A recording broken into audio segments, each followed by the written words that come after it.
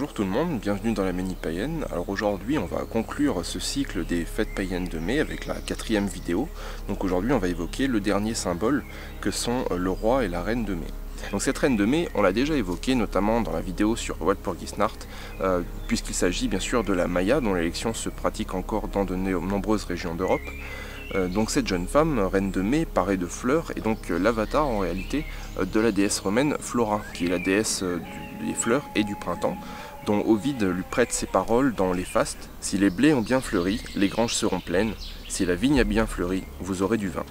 Ainsi, on constate que nos ancêtres avaient déjà parfaitement identifié le rôle des fleurs dans la reproduction des plantes, dont leur survie et leur économie dépendaient en grande partie. Et on a donc tout naturellement associé à un principe fécond féminin, faisant de Flora l'incarnation de la fécondité de Gaïa, la terre-mère, déesse chtonienne par excellence, déesse primordiale, mais également épouse d'Ouranos. Ouranos, dieu céleste par excellence, mais dont l'étymologie du nom nous révèle qu'il signifie « celui qui fait pleuvoir ». Il va donc incarner la fertilisation tombée du ciel en l'objet de la pluie, bien sûr, qui est indispensable à toute forme de culture. Ce couple divin représente donc l'union sacrée de la terre-mère fertilisée par le ciel et ses pluies, l'union sacrée des forces chtoniennes et ouraniennes, dont l'union apporte la vie à la nature et aux hommes après le long sommeil hivernal. Mais Gaïa est également associée à Déméter, la déesse des moissons, dont les fruits sont la source de subsistance des hommes et à laquelle les Grecs rendaient un culte, notamment lors des fêtes des Targélies, qui se déroulaient donc en mai, l'époque où les premiers fruits de la terre sont récoltés. Alors durant les Targélies, qui se déroulaient sur 2 jours, en plus du sacrifice à Déméter le premier jour, on honorait surtout la naissance d'Artémis, la Diane romaine, déesse de la chasse et patronne des animaux sauvages, mais également, et ce qui est intéressant, c'est qu'elle était la déesse qui présidait en fait aux accouchements, et également une déesse lunaire associée donc à la lumière nocturne. Alors que son jumeau est le dieu de la lumière du jour, de l'astre du jour, donc du soleil. Il s'agit bien sûr d'Apollon qui est célébré le 2e jour, notamment par des agones, qui sont des compétitions de toutes sortes, verbales ou également sportives, et qui vont donc représenter cette éternelle lutte de la lumière face à l'obscurité de l'hiver.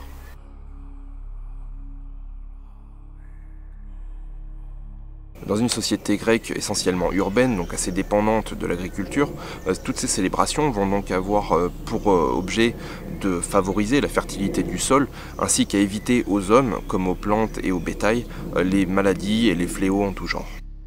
Alors ce couple sacré de divinités tellurico-ouraniennes, on va en retrouver un équivalent dans la mythologie germanique, avec notamment le culte de Nertus. Donc si on ignore la date exacte de ces festivités, en revanche on possède une description qui est relativement détaillée par Tacite dans son ouvrage de la Germanie, et qui nous apprend notamment que la déesse Nertus réside dans un bosquet sacré sur une île dans l'océan, ce qui rappelle bien entendu la naissance d'Artémis et Apollon qui sont nés dans l'île de Délos dans la mythologie grecque, à ceci près que dans la mythologie germanique, Tacite nous parle uniquement d'une déesse. Mais il faut quand même noter que Nertus est en réalité l'ancêtre en quelque sorte du dieu viking Njord. Donc certains proposent de faire de cette divinité une divinité hermaphrodite qui aurait la faculté de changer de sexe, mais personnellement je ne suis pas vraiment de cet avis, notamment par le fait que dans les textes les plus anciens, Njord est souvent évoqué au pluriel. Donc on peut se demander si en réalité Njord et Nertus ne forment en réalité pas un couple ou un duo de divinités qui sont très proches, indissociables et complémentaires, le même genre de relation de fraternité qui va exister entre les jumeaux Artémis et Apollon, dont on peut constater qu'ils partagent la résidence symbolique dans une île. Du côté des Saxons, on peut citer notamment Samuel Taylor Coleridge, qui a notamment écrit à propos des fêtes du 1er mai en Angleterre. Les jours de repos après les semis avaient été choisis par nos ancêtres saxons pour correspondre aux habitudes des gens observant la fête païenne de Whitsuntide.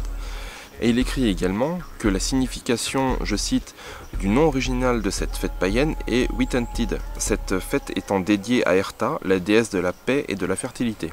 Ce qui recoupe au moins en partie ce que décrivait Tacite bien des siècles plus tôt, lorsqu'il nous apprend que lors des célébrations en l'honneur de Nertus, les armes étaient rangées et on observait une période de paix puisque nul n'avait le droit de prendre les armes ou de déclencher un conflit durant ces festivités.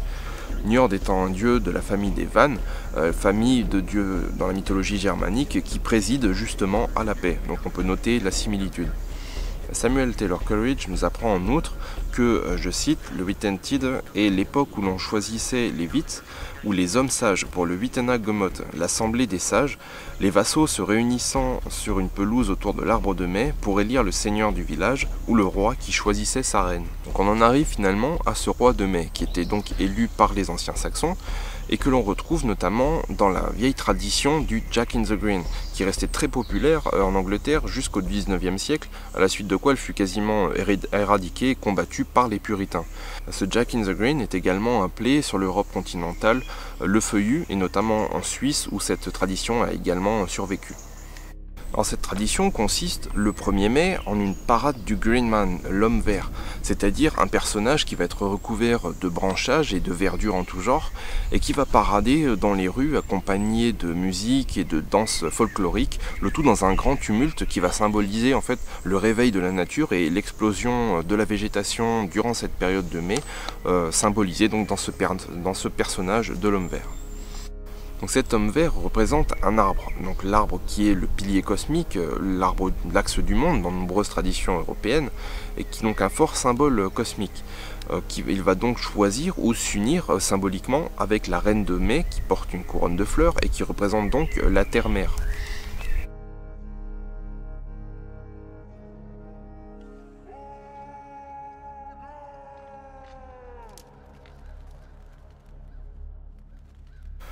L'union entre le ciel et la terre, l'éternel cycle vertueux qui est garant de la vie sur terre. Un autre aspect très intéressant de cette tradition anglaise est notamment le nom de son principal protagoniste, c'est-à-dire Jack in the Green. Donc son nom, Jack, fait immédiatement référence, il fait tout de suite penser à l'autre Jack qui est célèbre dans le folklore anglais, c'est-à-dire le Jack-o'-lantern, c'est-à-dire la citrouille d'Halloween. Alors que le personnage de Jack-o'-lantern va être célébré durant la fête de Samhain, Samonios, là je vous renvoie vers la vidéo que j'avais produite sur cette fête justement. Donc ce personnage de Jack-o'-lantern qui est originellement symbolisé par un navet et non une citrouille, qui n'est pas un légume d'origine européenne, dans lequel on allumait une bougie. Donc le navet, qui est un légume racine, un légume qui peut survivre aux plus rudes hivers du moment qu'il est laissé en terre,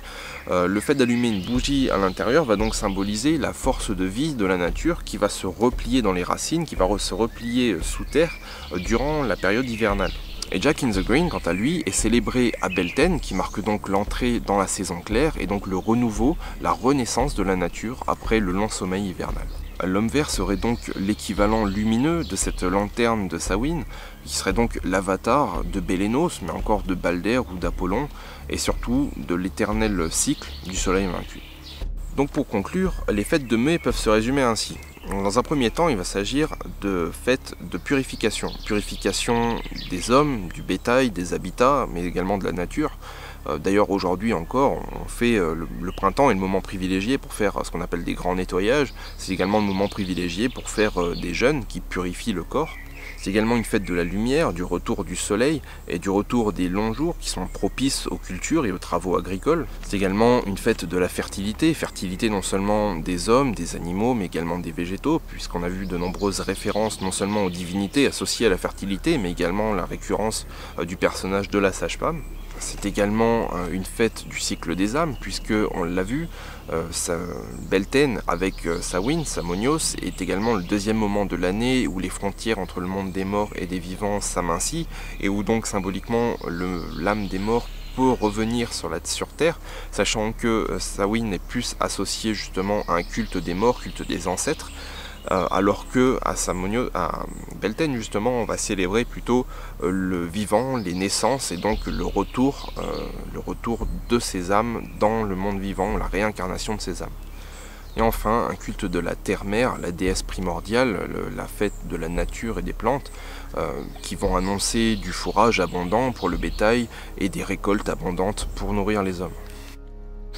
Donc voilà, pour conclure cette vidéo, ainsi que conclure cette série de 4 capsules vidéo donc sur la thématique des fêtes païennes de mai, je voudrais dire que toutes les interprétations que j'ai développées au cours de ces vidéos sont le fruit non seulement de mes recherches, mais également de mes propres interprétations à titre personnel. donc ça ne saurait être considéré en fait comme purement exhaustif. Donc voilà, le but étant plus déjà d'évoquer des pistes de recherche si vous voulez aller plus loin sur creuser un peu ces différents sujets,